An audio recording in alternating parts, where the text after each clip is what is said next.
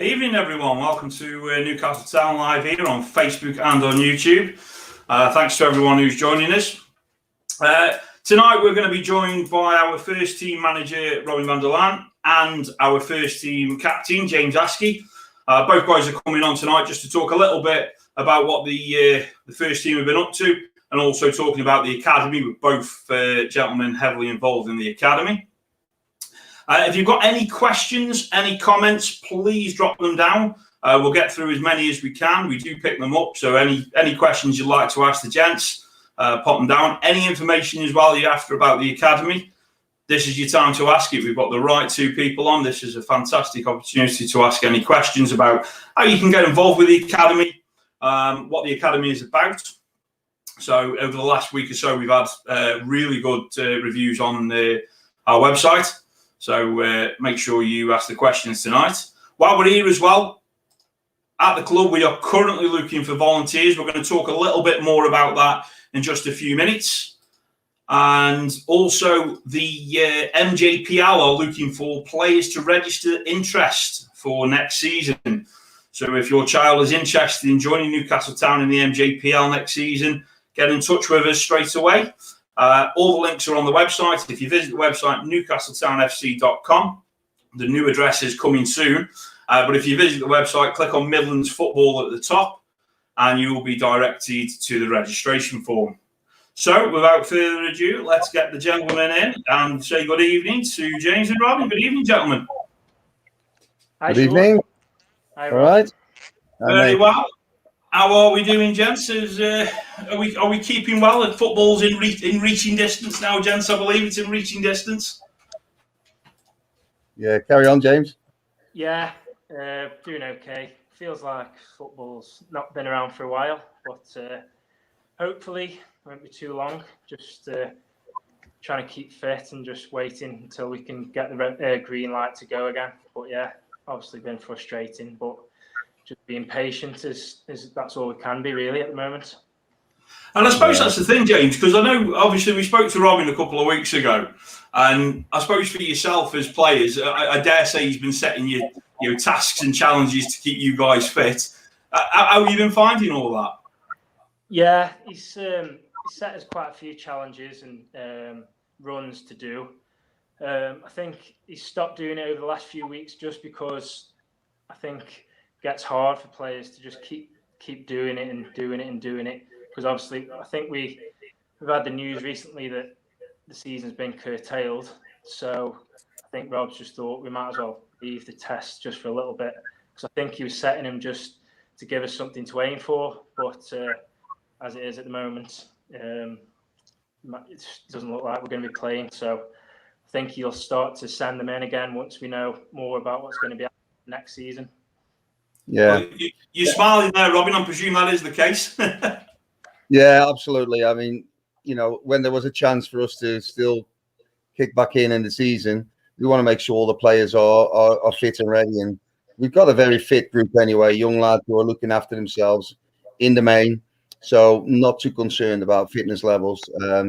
But the next week or so, couple of weeks, there'll be some discussions whether or not, we'll do a little bit of training in April and maybe beginning of May, just to get the lads together, because it's been difficult for everybody this lockdown. So just to get out there and get a touch of the ball. And I know it's not going to have no effect to what's happening to league points or anything like that, but at least we get the lads together and get the ball at the feet for a while.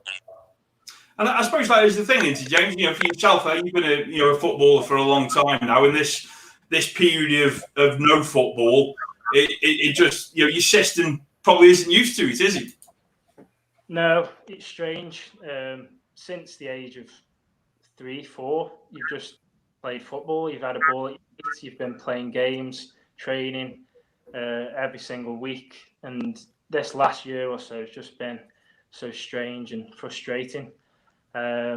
Even more frustrating that we actually started this season and started so well, and then for it to end again so soon was just frustrating more than anything. But like we said, there's nothing we can do. We just got to be patient and just hope that we can start as soon as we can and hit the ground running again.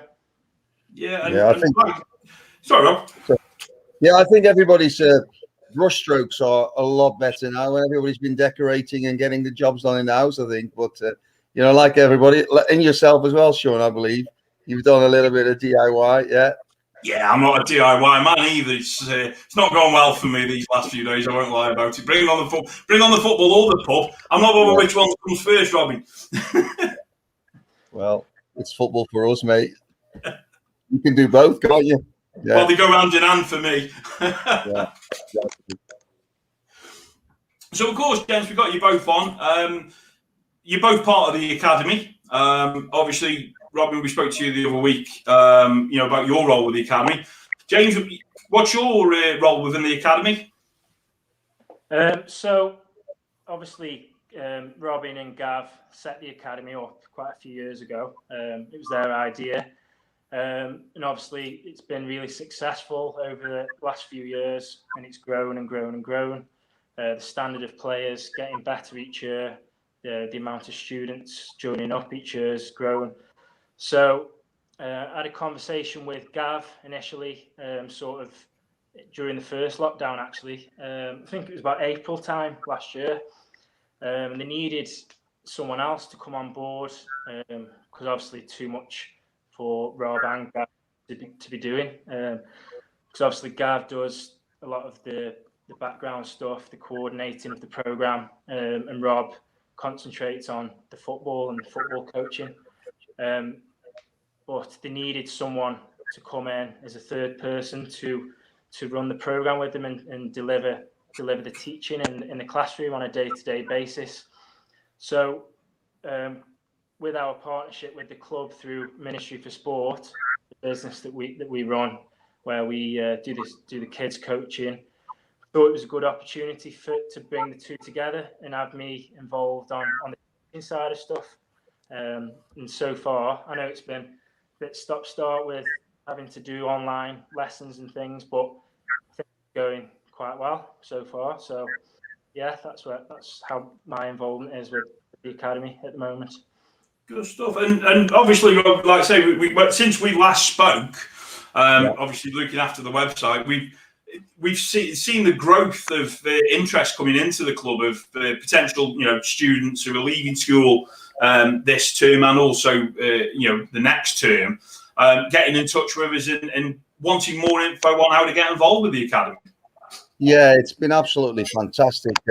Obviously, the first 4 years we didn't have our scholarship program, but we felt that the scholarship program, the paid scholarship program, would be a fantastic way of moving forward and really make sure that the best possible players in Staffordshire and wider areas to come to Newcastle Town. So we get a real conveyor belt of quality footballers, not just into our first team, but also preparing them for professional football for the best players in the academy.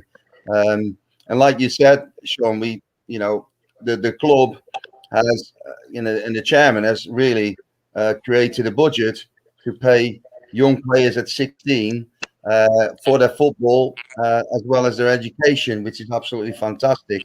But there's only a limited amount of spaces, and since we last had our Facebook event a couple of weeks back, there's already another 6 that have taken up the opportunity. So we're looking at 25 to 26 players, and we've got 23 already for next year. So it's gone absolutely fantastic, and the quality of player that we're bringing in as well is really the best players in the Midlands leagues in the area. So the quality is going to be fantastic.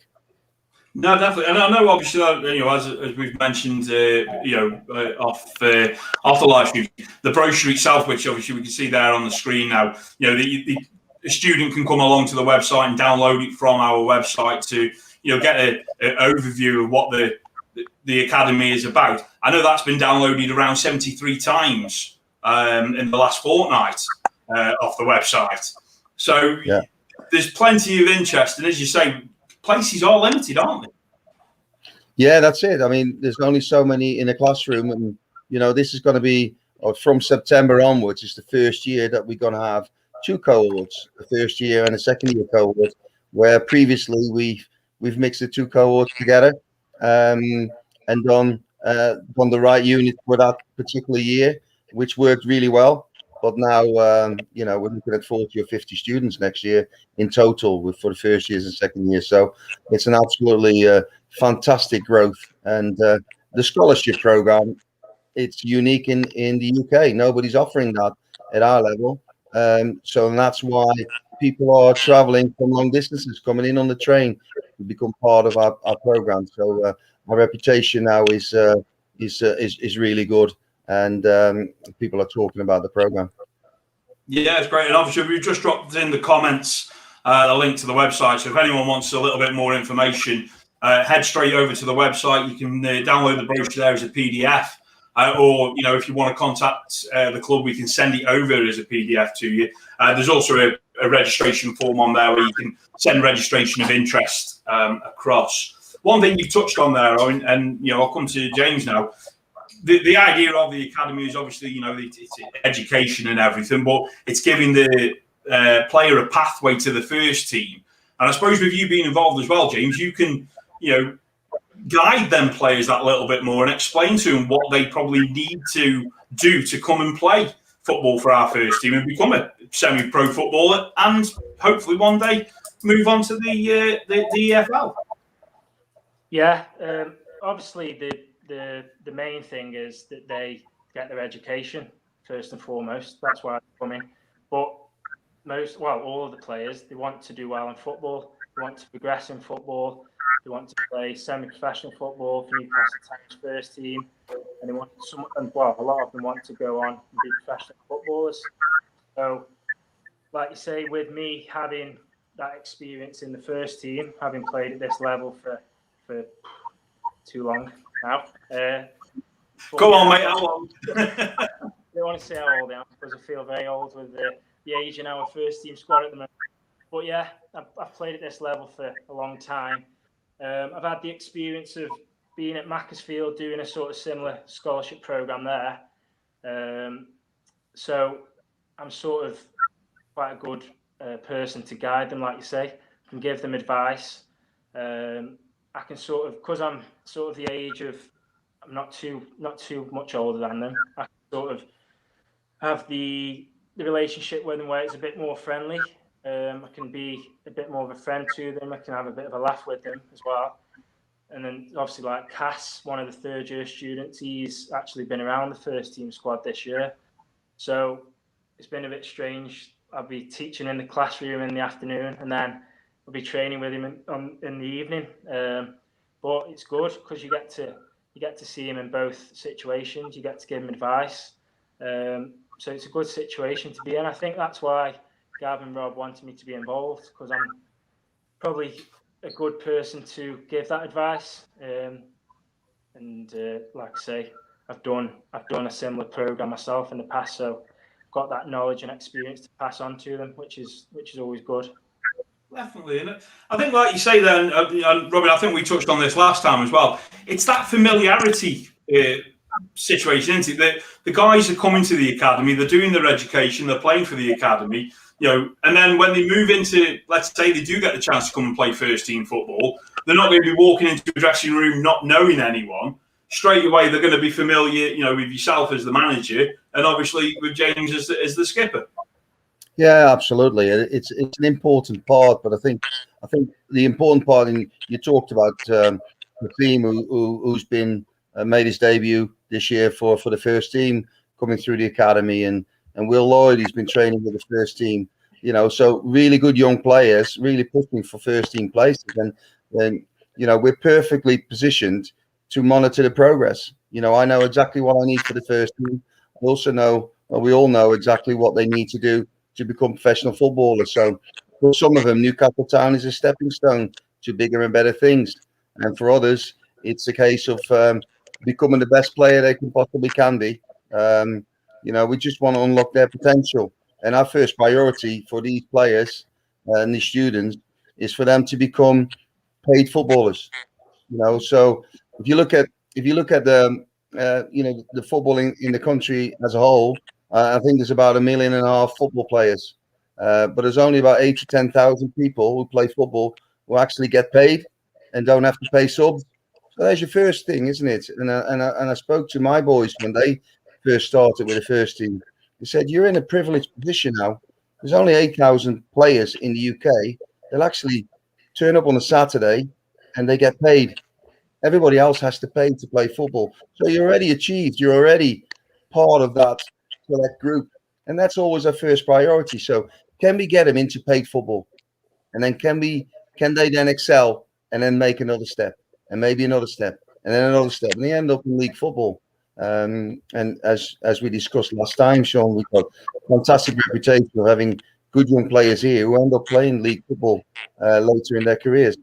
So that's the real aim. Yeah, and obviously this week, Tom Conlon up at Port Vale, who was obviously involved in the Newcastle Town youth system. I think it was 100 appearances this week he made for Port Vale. So again, he may not have gone direct from us, but we've been one of the building blocks there to help him along. Yeah, and he was part of our floodlit squad. So that's another thing. That's a fantastic opportunity for players that join our academy.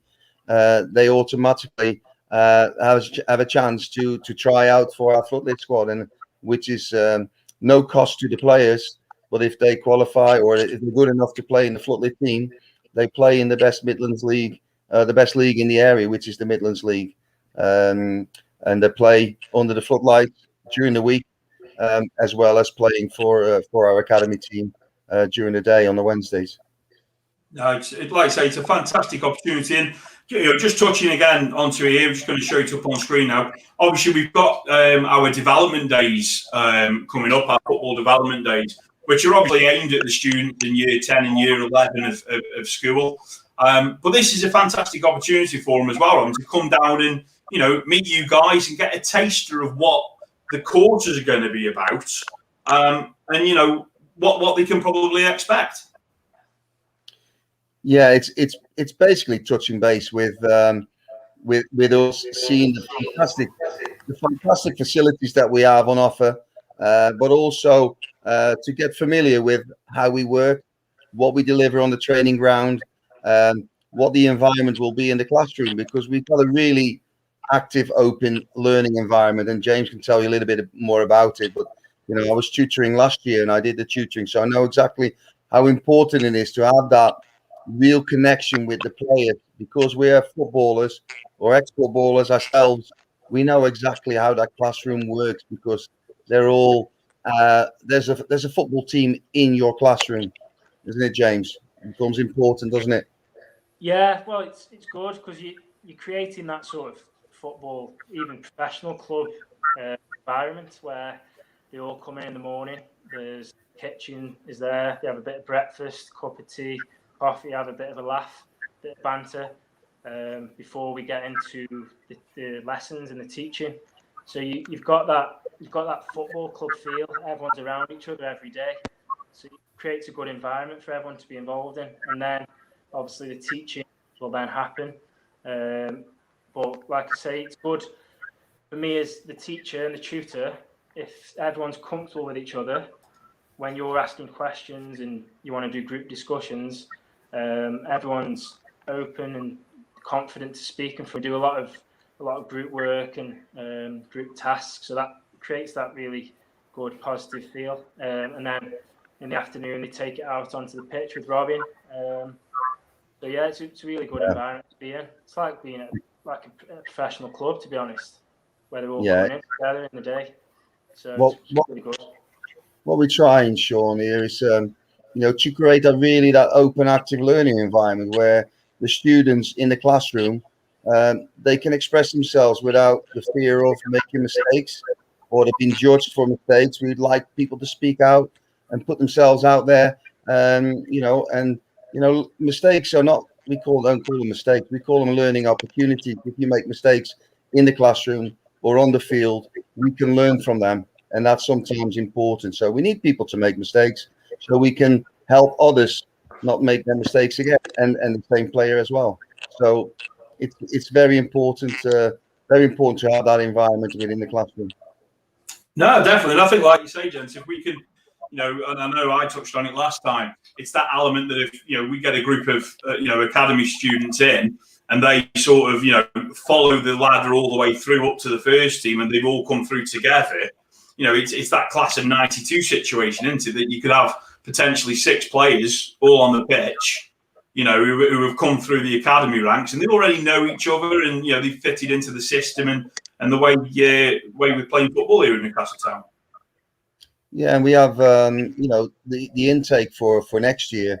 We have 7 or 8 from one team, from one of our Newcastle Town Midlands team.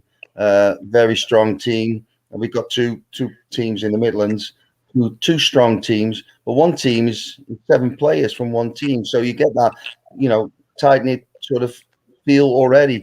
They're going to grow together. And we've got these other good young players coming into the fold as well, and we're going to integrate them all, and the best players will progress into the first team, no doubt.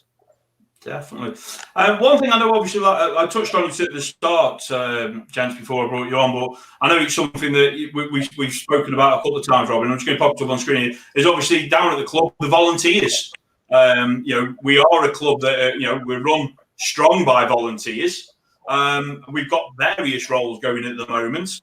Can you just tell us a little bit more from the club side of that? Yeah, from the club side of it, it's always massively important in non-league football. We rely heavily on volunteers, whether it's with the youth section, the youth academy, or with the professional side or semi-professional side at the stadium. The thing is with volunteers, people will come in, they'll do a little bit for the club, but they get the social as a reward and a return, a belonging, if you like.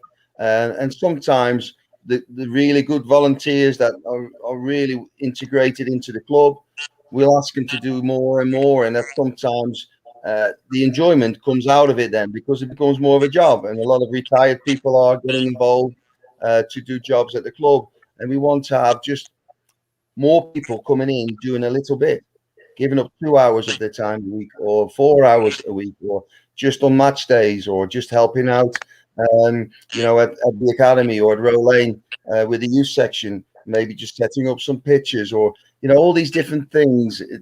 People don't understand sometimes how much work is involved in running a club like this. And remember, we have nearly 40 teams in the youth section alone, so there isn't. It's a massive organisation, and people that want to feel part of it. It's absolutely great. You get great rewarding, mentally rewarding hours from it, and it's important that people get involved. No, certainly not. I mean, obviously, from myself, I came down in 2019, I think it was, just to help out and do a bit of graphics for the club. And I haven't even had a season ticket at Crewe Alexandra anymore. I'm heavily involved now. I've taken the club on. Got my own spot at the bar, so I'm quite happy in my volunteering role. Let me assure you of that. And it is, like you say, it's giving just them few hours on a match day. Just to be a meet and greeter even at the ground, just someone when they come in to meet the fans and just let them know where everything is. Because of course we all know where the cafe is. We all know how to get to the stand, but sometimes it's nice to have that volunteer there who can just help them along with that. Yeah, absolutely. And James will tell you, James has been at the club for a long time, and it's always the same people there, isn't it, James? Yeah. Well, like when I first signed for the club in 2011, there was obviously, the club was virtually run by your likes of Jeff Eccleston and Colin Spencer, who would be there 6 o'clock every morning. Colin doing the pitch and Jeff doing all the jobs that he was doing. So that's what the club's built on. And to see more and more people get involved, volunteering, like yourself, Sean, and it's just rewarding on a Saturday afternoon if we see all these people down there at the club and we can get a win for them in front of in the home crowd, and we can have a drink with everyone after. It's just a great atmosphere to have, to see all these people, because put all these hours in, and if we can deliver as the first team on the pitch, that's what everyone does it for, don't they? The enjoyment of the win and all their hard work gone into it. Yeah, brilliant. because it's not just the team on the pitch and the management team that are working hard to get some results and play the right way and make it entertaining for the fans. It's the volunteers are all part of the team. It's one big team, all pulling the same way, all having a smile on the face and doing what's right for the club, and then having the enjoyment of that togetherness, prior to the game, during the game, after the game. It's just a great environment to be part of.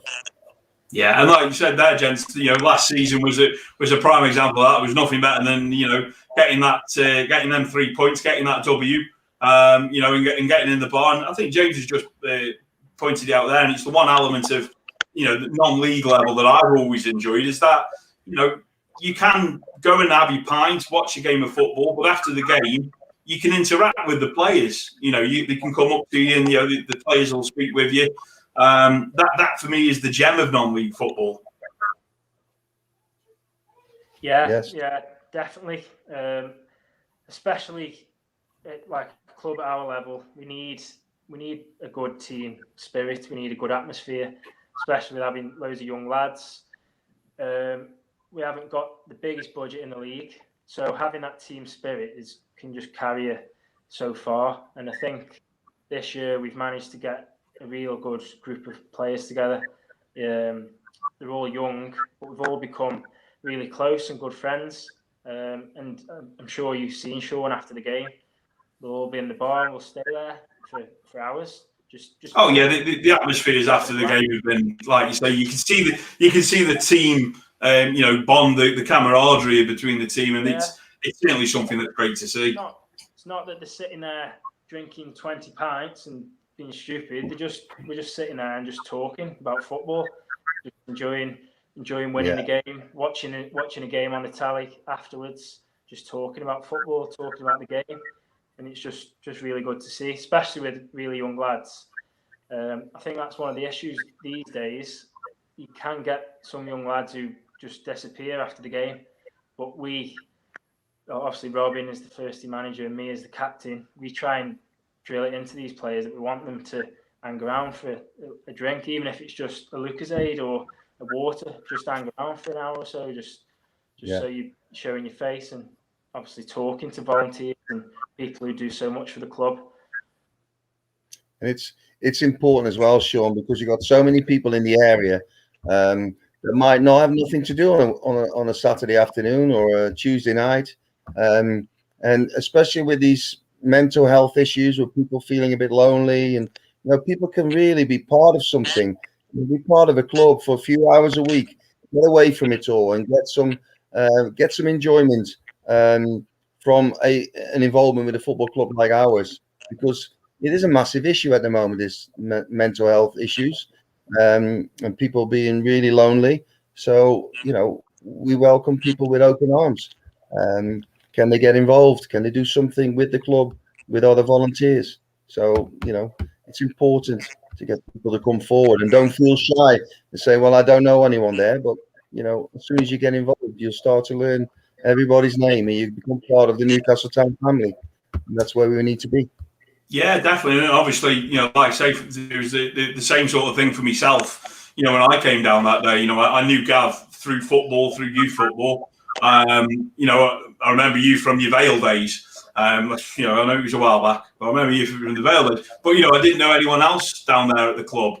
But now, I feel that people know who I am. Well, they probably know me a little bit too thingy from just that person who sits at the end of the bar till 2:00 on a Saturday and goes hand out the team sheets and gets talking to people. But it is, you do feel part of the club. I've got to say, if anyone is thinking about volunteering with Newcastle Town, please get in touch with us, either via Facebook, YouTube, any of the social media channels or the website.